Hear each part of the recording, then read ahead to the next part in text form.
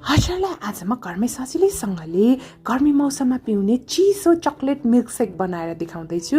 Greetings everyone, YouTube channel Amarpanchi food वर्ल्डमा हजुरहरूलाई धेरै स्वागत छ। यो रेसिपी 5 मिनेटमै तयार हुन्छ र यो रेसिपी चाहिँ बालकदेखि वृद्धसम्म सबैले सजिलै मन पराउँछन्।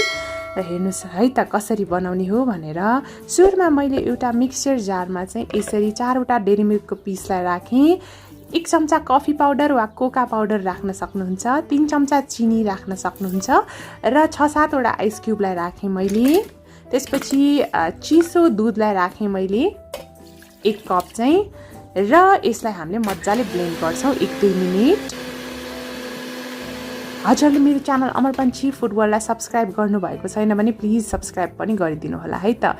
र आज चाहिँ मेरो घरमा चकलेट सिरप सकेको थियो, त्यही भएर मैले 2वटा डेरी मिल्कमा 2 चम्चा जति पानी राखेर लो हिटमा यसलाई पगाल्दैछु। र यसलाई चाहिँ यदि हजुरहरूलाई यस्तो गर्न मन लागेन भने चाहिँ नगर्नु भए पनि हुन्छ है। मैले चाहिँ हल्का ग्लासलाई डेकोरेट गर्नको लागि यो पगालेकी हुँ लो हिटमा।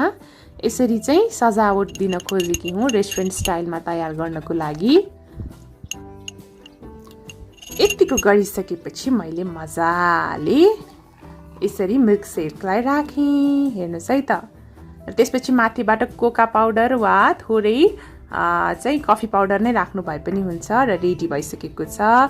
हजुरहरूलाई भिडियो मन पर्यो भने भिडियोलाई लाइक, कमेन्ट र सेयर गर्न नबिर्सिनु होला है त। र अब चाहिँ म यसलाई टेस्ट गर्दैछु।